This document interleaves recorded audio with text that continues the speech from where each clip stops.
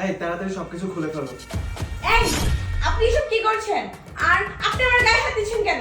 আরে আজকে আমাদের বাসরাত, আমি তোমার গায়ে হাত দেবো না তো কে হাত দেবে?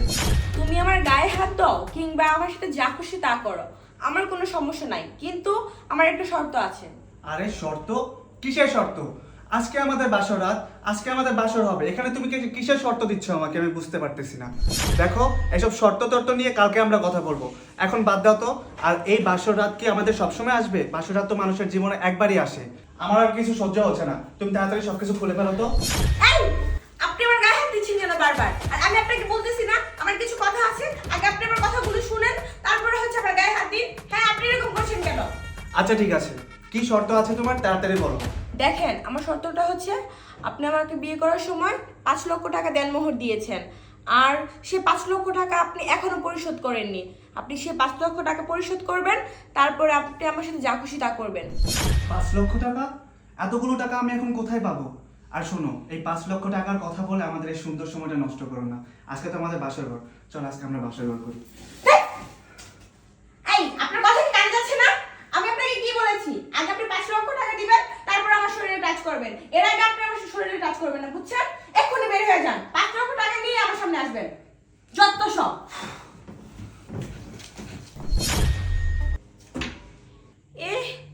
টাকা দেওয়ার মুরুদ নাই, আসছে আবার বাসর করতে।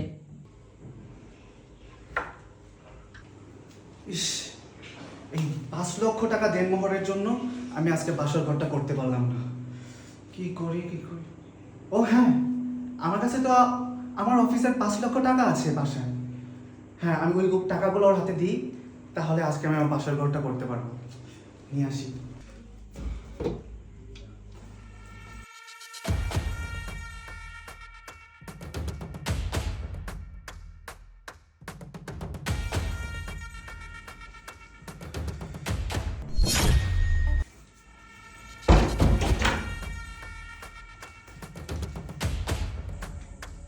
এই নাও তোমার 5 লক্ষ টাকা, এখানে পুরো 5 লক্ষ টাকাই আছে।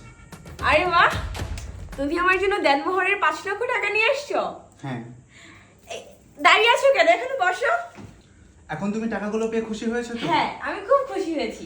ঠিক আছে, এই টাকাগুলো এই যে ইসলামিক শরীয়ত মতে আমি তোমাকে দেনমোহরগুলো পরিশোধ করে দিলাম। এখন তো আমরা আমাদের বাসর ঘরের কার্যক্রমগুলো শুরু করতে পারি, তাই তো? হ্যাঁ, করতে পারো, কিন্তু তোমার জন্য একটা সারপ্রাইজ আছে। আমার জন্য সারপ্রাইজ? কারণ তুমি বাসর ঘর করবে, আর এই দিনটা হচ্ছে আমাদের জন্য একটা স্মরণীয় দিন। আর এটা এমনি এমনি করলে তো চলবে না, একটু স্পেশাল কিছু হলে এটা আমাদের দুজনেরই সারা জীবন মনে থাকবে। হ্যাঁ, তা অবশ্য ঠিক বলেছো, কিন্তু সারপ্রাইজটা কি? আরে সারপ্রাইজটা যদি আমি বলে দিই, সেটা কি আর সারপ্রাইজ থাকবে?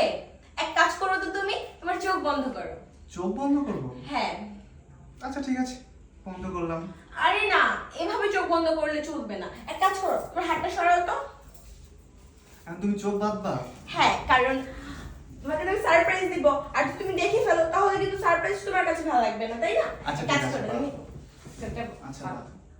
আর আমি যতক্ষণ না পর্যন্ত খুলতে না পারবো ততক্ষণ পর্যন্ত কিন্তু খুলবে না, তাহলে আচ্ছা, ঠিক কিন্তু আছে। আমি রাগ করব আর বাসরও করব না। আচ্ছা ঠিক আছে। এখন তুমি একটু বসো, আমি তোমার জন্য সারপ্রাইজটা দিচ্ছি। একটু ছাড়ো, তোমার সারপ্রাইজটা আমি আনছি। তোমার ফিলিংস কেমন? তুমি বাসর করে তুমি আমার কাছ থেকে সারপ্রাইজ পাবে, বলো? হুম। 1 মিনিট, হ্যাঁ, আমি সারপ্রাইজটা নিয়ে আসছি। আচ্ছা ঠিক আছে, একটু তাড়াতাড়ি এসো।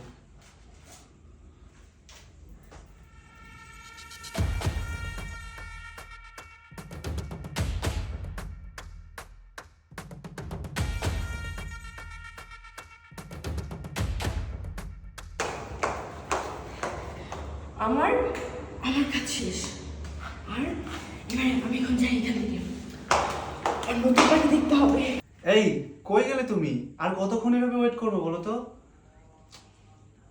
কি ব্যাপার, এখনো তুমি আসছো না? কই গেল? আরে ও গেল কই দেখি তো। আরে ও তো রুমেই নেই, আমি মনে হয় বাইরে গেছে, বাইরে যাই দেখি তো। সোনালি, কি ব্যাপার, ড্রয়িং রুমে তো ও নেই, তাহলে কই গেল? আমার ফোন, আমার ফোন কোথায়? টেবিলের উপর কি ল্যাপটপটা আছে? ও মাই গড, ওকে তার মানে আমার ফোন ল্যাপটপ এসব নিয়ে চলে গেল?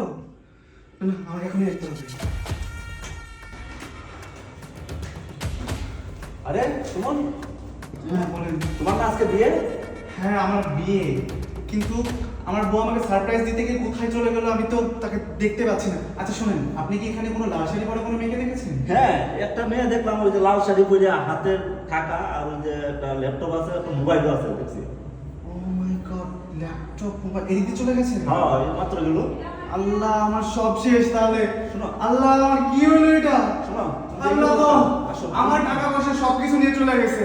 আসো, আমি কি করবো এখন? আমার সব শেষ হয়ে গেল। তুমি ভেঙে বললো না, বসো এদিকে। আচ্ছা, কি হয়েছে তোমার, বলো তো একটু। আর বললেন না ভাই, আমি আর ওর রিলেশন করে বিয়ে করেছি। ছোটবেলায় তো আমার বাবা মা মারা গেছে, হুম? তো ওর বাবা মাও রাজি ছিল না এই বিয়েতে। আমরা দুজনে মিলে বিয়ে করেছিলাম। তারপর আজকে আমাদের বিয়ে হয়েছে, আমি 5 লক্ষ টাকা কাবিন দিয়েছি। সেই 5 লক্ষ টাকা দেনমোহর নিয়ে ও পালিয়ে গেছে, সাথে আমার মোবাইল ল্যাপটপ সব নিয়ে চলে গেছে। আমি বুঝতে পারতেছি না আমি এখন কি করব। শোনো, এগুলা কাজগুলা কিন্তু আসলে ময়মুরব্বী রেখে শোনাইতে হয়, ঠিক আছে? তুমি একলা যেহেতু এই কাজটা করছো, এখন দেখো তো কি অবস্থাটা হয়েছে। ক্ষতিগ্রস্ত যা হওয়ার কাম তোমারই কিন্তু হয়েছে। এই জন্য মুরব্বী খোঁজা লাগে, বুঝছো? আসলে যে প্রতারণা করছে, আসলে কি বলবো, এরকম প্রতারণা অনলাইনে মানে যারা মানে মেসেঞ্জারে ফেসবুকে মানে অ্যাড হয়ে যারা প্রেম প্রীতি ভালোবাসা করে, এরা কিন্তু প্রতারিতই হয় বেশিরভাগ।